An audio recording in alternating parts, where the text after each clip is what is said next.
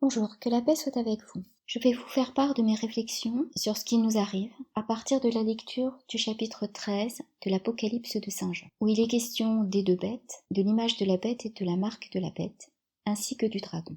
Alors le dragon, on l'appelle aussi l'antique serpent ou Satan, on l'appelle aussi le Dajjal. Chez les musulmans, on l'appellera surtout le Dajjal quand il prendra forme humaine. Ce sera l'antéchrist. Il en est question dans la première partie du chapitre 13, donc il est relié à la première bête, et dans cet audio, je vais plutôt me concentrer sur la première bête. Et je traiterai la deuxième bête, avec l'image de la bête et la marque de la bête, dans un deuxième audio. Donc, tout d'abord, je vais lire les premiers versets, les versets 1 à 6. Alors je vis surgir de la mer une bête ayant 7 têtes et 10 cornes. Sur ses cornes 10 diadèmes, et sur ses têtes des titres blasphématoires. La bête que je vis ressemblait à une panthère, avec les pattes comme celles d'un ours, et la gueule comme une gueule de lion. Et le dragon lui transmit sa puissance et son trône, et un pouvoir immense. L'une de ses têtes paraissait blessée à mort, mais sa plaie mortelle fut guérie. Alors, émerveillée, la terre entière suivit la bête. On se prosterna devant le dragon, parce qu'il avait remis le pouvoir à la bête, et l'on se prosterna devant la bête, en disant « Qui égale la bête ? Qui peut lutter contre elle ?» On lui donna de proférer des paroles d'orgueil et de blasphème, on lui donna pouvoir d'agir durant 42 mois. Alors elle se mit à proférer des blasphèmes contre Dieu, à blasphémer son nom et sa demeure, ceux qui demeurent au ciel. Voilà, donc là il s'agit d'un combat contre Dieu, et nous sommes les pions, puisque le but est de blasphémer contre Dieu, contre son nom et sa demeure, et ceux qui demeurent au ciel. Donc l'enjeu dans lequel nous nous trouvons, c'est fait-on le jeu de Satan, qui veut être traité comme un dieu, ou choisit-on le vrai, véritable et unique Dieu? Alors, comment se distingue ce dragon, c'est-à-dire Satan? Le dragon transmet d'abord sa puissance et son trône et un pouvoir immense à la bête. Alors, donc Satan a tout pouvoir ici, dans ce monde ici-bas. Et nous sommes à sa merci tant que nous nous trouvons prisonniers de ce monde ici-bas.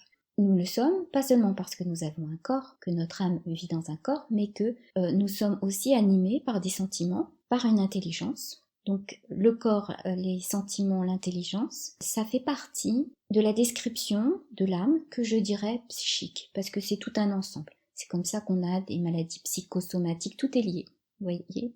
Satan peut agir sur cette sphère. Et même la sphère, dite spirituelle, entre guillemets, dont les ressorts sont attachés à ce monde. Donc là, c'est un peu complexe, il faudrait que je creuse la question pour que les personnes qui sont prisonnières donc, de cette sphère spirituelle se dégagent et accèdent à une sphère beaucoup plus élevée. Et pour cela, il faut tourner son cœur vers Dieu, le vrai et l'unique, et donc accepter une transcendance. Or, en ce moment, la mode est à l'immanence. Dans cette immanence, si on va au bout de la logique, on finit par dire qu'on est soi-même Dieu.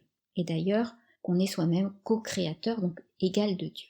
Alors, c'est ce que dit la bête. Qui égale la bête? Qui peut lutter contre elle? C'est un pied de nez à l'archange Saint-Michel, qui veut dire qui est comme Dieu, et qui a terrassé Satan.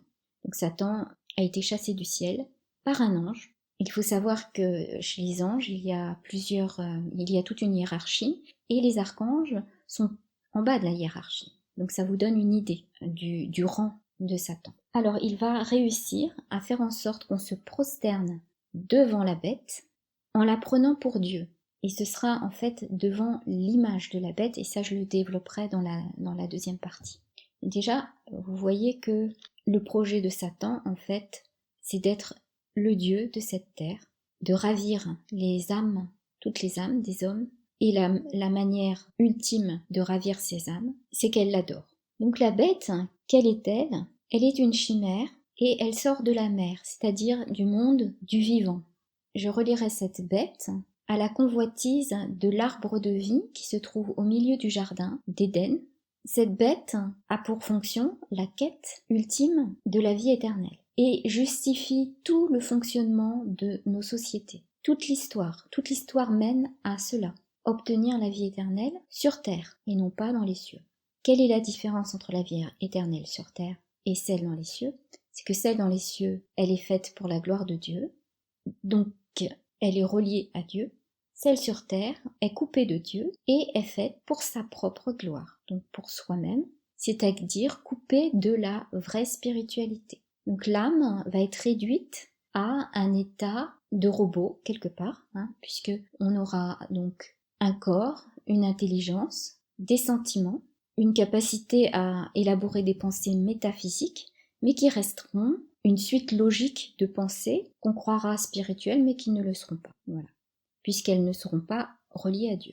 Et là est toute l'illusion. Il faut savoir que l'illusion peut reproduire des choses très belles comme la béatitude, mais puisque en fait tout ce qu'on vit est stocké dans la mémoire et peut être réutilisé, donc exploité.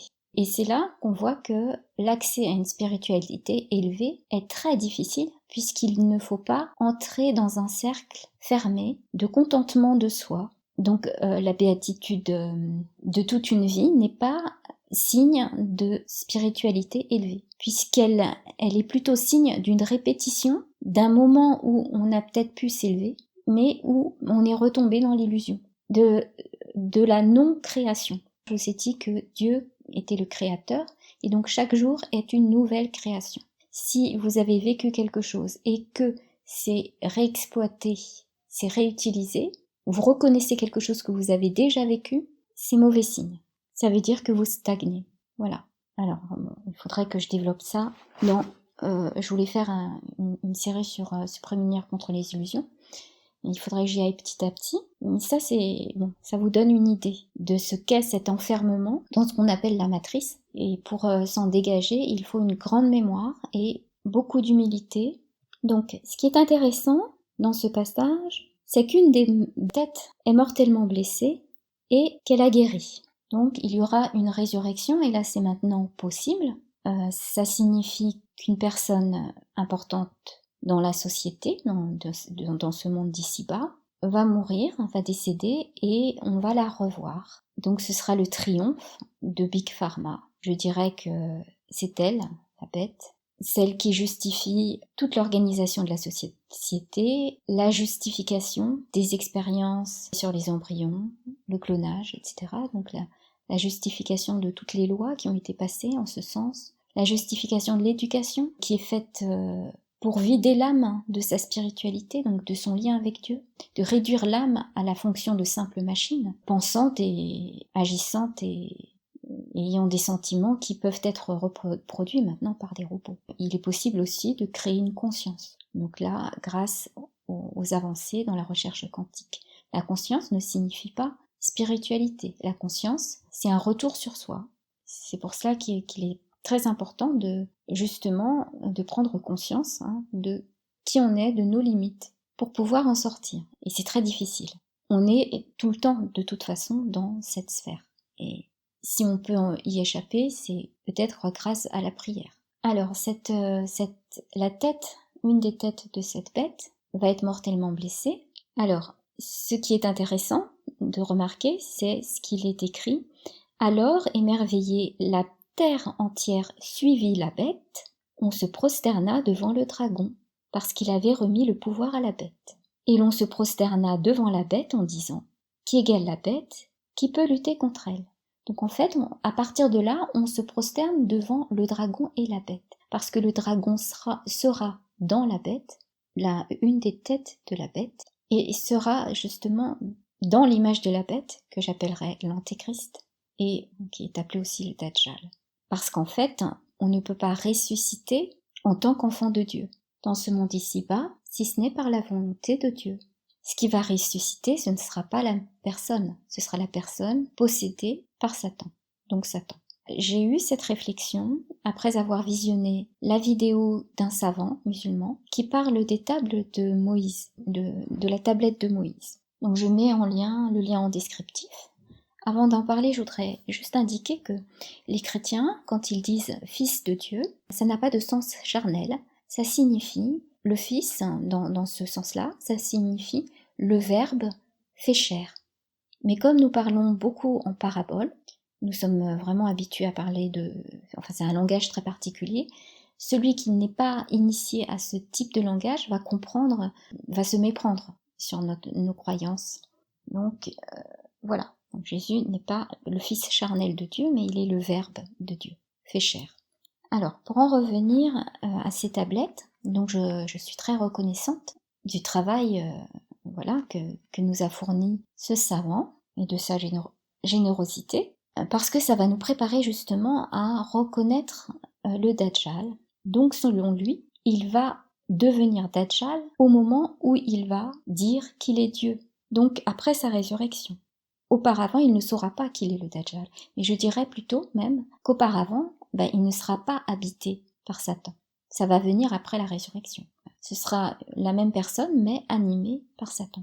Ça, c'est mon point de vue, par contre. Et le savant indique, que son œil gauche donc sera borgne, mais que son œil droit sera voilé.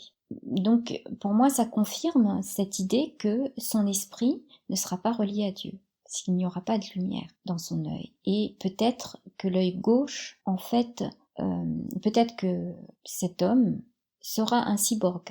Donc, il sera à moitié homme, moitié robot. Et cela, je le dis parce que je repense à ce qu'avait dit Yahya Khwarizmi par rapport à Néom et la vision de Salomon d'une chose sur le trône. Peut-être que c'était un cyborg plutôt qu'un robot, totalement un robot.